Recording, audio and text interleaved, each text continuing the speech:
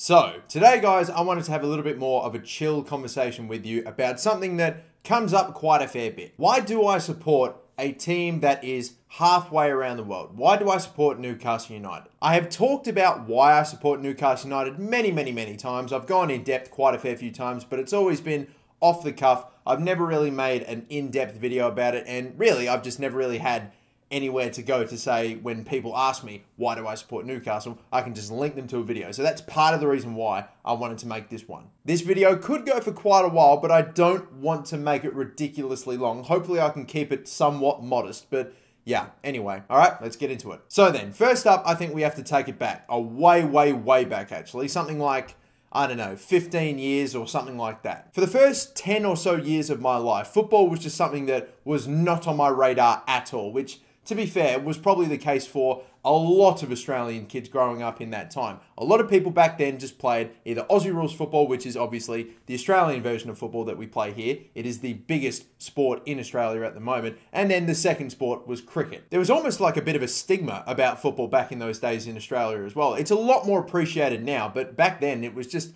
like, you just didn't really bump into a lot of people that actually cared that much about football. I grew up playing and following the normal sports that most Aussie kids did back then, and that is cricket and Australian rules football. The team that I supported in the AFL, which is the National Australian League for Aussie rules football, was a team called Collingwood. The reason that I and my family supported Collingwood was because we actually had a member of our family, a cousin of mine, that was playing for Collingwood at the time when I was growing up. And he wasn't just any old player to, you know, speak humbly on his behalf. He was actually one of the better players that the club has ever had. He's pretty much considered a legend out of everyone that's played for the club. Not to toot his own horn or anything, but just so you get a bit of an idea, he was quite a big deal back in the day, and to an extent, to be fair, now as well. Now, I know a lot of you are probably thinking, how the hell does this have any relevance to Newcastle United in any way? Well, here's where we get to that point. Collingwood in the AFL are known as the Magpies. They also, just like Newcastle United, wear black and white striped kits. Collingwood were also founded in 1892, which, and by the way, this is not like a big,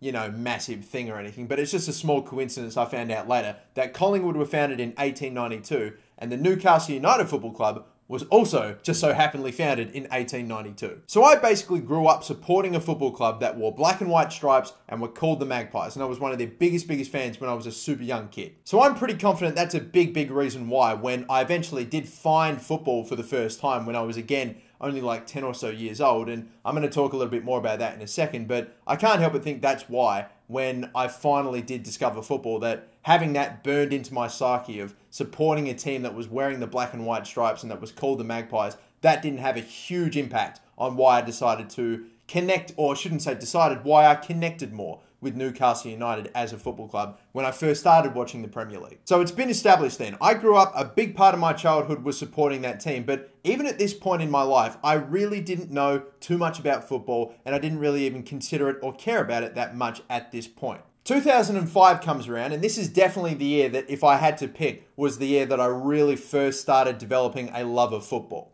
Now, I'm pretty confident about that year because it was the first year in about 30-something crazy odd years that Australia had finally qualified for a World Cup. Here's Aloisi for a place in the World Cup. He scored! Australia have got it! Easily one of the best moments in Australian sporting history. I know exactly where I was and exactly how it went down, and I was like 10 or 11 when it happened, was when John Aloisi scored that winning penalty against Uruguay to get us through into the 2006 World Cup. I know exactly how it went down. I remember being in the room, watching it on telly with my dad and with the rest of the family, and it was crazy. We were a family that we didn't really care about football. We didn't watch it, but everyone in the country was cheering for the Socceroos to get through, and they bloody did. Definitely from that point on, and maybe even a little bit before, I was starting to develop a much bigger interest in football and eventually a love of football. This obviously led to me not necessarily discovering the Premier League for the first time, but definitely getting a lot more involved with it, doing my research and learning about the Premier League as well. And then, of course, the eventual decision that had to be made, picking a team. And I would be lying if I said that I wasn't attracted by clubs like Manchester United. I did like Arsenal a bit. I really like Liverpool as well. I fucking hated Chelsea, and I don't know why. Looking back and trying to find a reason why I hated them, and I have absolutely no reason to give. It was just bizarre. I just did not like Chelsea. But if there are any Chelsea fans watching, do not worry. I have nothing against your football club. I'm completely 100% neutral to them. But yeah, I was definitely intrigued by Manchester United, by Liverpool, by Arsenal, and of course, a little club called Newcastle. As a super young kid that had cheering for the Magpies and supporting the black and white just become part of his nature, of course, I made the connection immediately to Newcastle. If I'm trying to remember where exactly they finished in the first year that I really started following the Premier League, I don't imagine they did super well. I'm pretty confident Shearer was not at the football club at this point. I'm pretty confident it might have even been their first season since he left. I didn't get to see Shearer. I didn't get to watch the glory years back in the 90s where they came this close every single year for at least 2 seasons anyway to winning the Premier League. Trust me, I didn't get to see Kevin Keegan. I would fucking love it if we beat them. I didn't get to see that. To be fair, I probably would have been like 5 or 6 years old, so I wouldn't have remembered. But I did not make my decision immediately. I didn't just after about a couple of weeks of watching the Premier League just go, yes, that team. I'm supporting that team. No.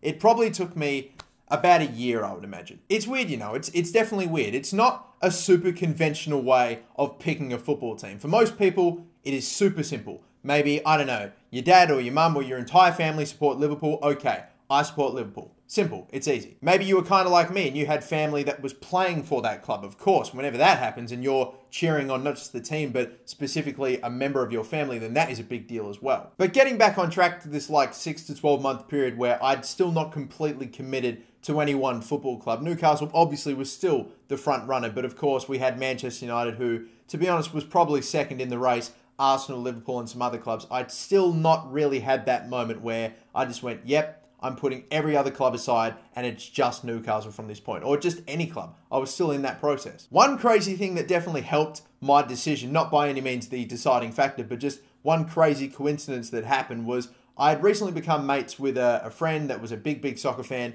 probably the biggest soccer fan at the time that I knew, and he invited me to go see a movie. He didn't really go in any detail about what the movie was, but he just said that it was about football. And I'm like, okay, cool. I'm getting into the sport. I want to go see the film. That movie, ladies and gentlemen, ended up being... God damn it. Okay. That movie, everyone, and I'm pretty confident quite a fair few of you probably already know what it is.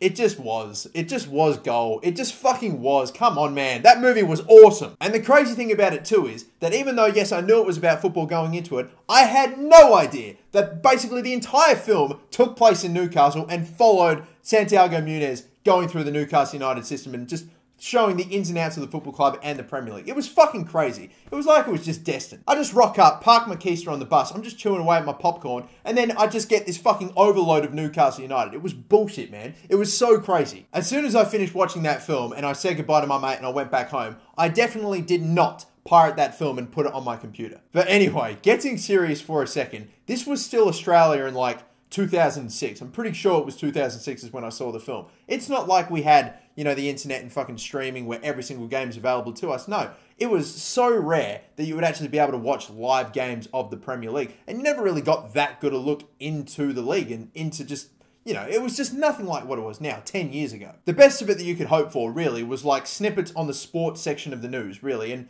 paying ridiculous amounts for like cable TV where you'd get the odd game here or there on Fox Sports or something. Like, no. And we didn't really have it back then either, so there was no way. I just couldn't watch it. I rarely got any sort of look into the Premier League, so to be fair, that film was probably one of the best first looks that I actually ever got of the league. Even though, yes, it was fictional and it was just a movie, it was still something. But the big moment for me, and I remember it, it's super vague. This, again, happened 11 years ago, but I think I've got a relatively good idea of how it went down, was when I was finally able to watch, or I had the opportunity to watch, my first ever Premier League game live. All I know is that I had the opportunity to watch my first live Premier League game ever, and that Premier League game just was Newcastle United. Now, I believe there were several other games that we could have watched. I don't know if every single one that was on at that time was available. I doubt that very much, considering the fact that this was 11 years ago. It's not like every game was available to everyone, even back then.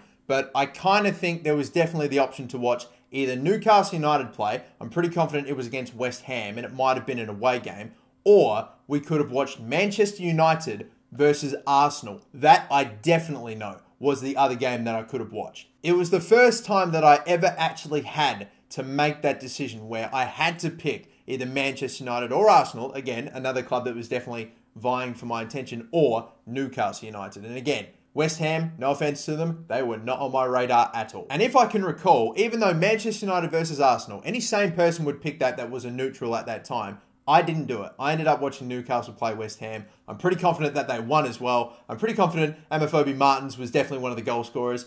Damien Duff too, maybe, because I think I heard the name Damien Duff quite a lot in my first year or two supporting Newcastle. I think he was quite decent for them for a little bit. But I would like to think that deep down I really knew that even though I'd be watching Manchester United and Arsenal, two big clubs at the time going at it, I kind of just felt more of a connection to Newcastle, and I cared more about if they were going to end up winning or losing or drawing with, as opposed to Manchester United and Arsenal, whoever wins, wins, and hopefully we get a good and exciting game. But no, I actually cared about Newcastle and how they were going to go. So being forced really to pick between those two clubs and Newcastle United and making that decision was a big, big moment. It was pretty much, well, I have literally picked Newcastle over these other clubs. And you know what? I felt like at that point, even though I didn't go, yep, it's Newcastle from here on out, I just slowly from that point on went, yeah, to a point where I could never go back. And from that point on, really, I've just continued to get bigger and bigger and bigger fan of not just Newcastle United, but of football. To be honest with you, even though I did finally make that decision to support Newcastle when I was a little younger, about 2006, 2007, I still really didn't, I still wasn't the biggest, football fan in the world. I wasn't super passionate about it like I am now. It took me a while to really become the football fan that I am now. One thing that definitely helped, obviously, FIFA. I mean, I really didn't start playing FIFA every single year until I would say FIFA 07 or maybe 06 came out, because at that point I was hooked on it, and that again really helped me in becoming a football fan. There's no hiding from it. It just was. I know there's a couple of cheeky bastards out there that like to say that I support Newcastle just because I did a career mode with them a couple of years ago, which is ridiculous, but I'd be lying if I said that me doing career modes with Newcastle when I was first getting into the sport, when I was first getting into football and first supporting Newcastle, if it didn't honestly fucking help me in learning about the team and learning the plays and stuff like that. Again, it genuinely helped me out like that, and again, just continued to develop the connection. Again, kind of like when I first stepped into the theatre and saw a goal and it just coincidentally happened to be Newcastle United orientated. Just another one of those small things that helped me lean toward eventually going to Newcastle. But to sum it all up, Newcastle United, in the end, they were just the team that I had the most or strongest connection with. They were the team that I had the most affection for as well. They were the team that if they had won, it would give me a boost to my day, and if they lost, it would bum me out. If I heard that Manchester United or Arsenal or Liverpool ended up losing a game, it really wouldn't bother me or bum me out that much. But if it was Newcastle, it would have way more of an impact. So I cannot help but think that my decision to support Newcastle United after all that has got to make perfect sense to anyone that would dare call themselves a football fan, or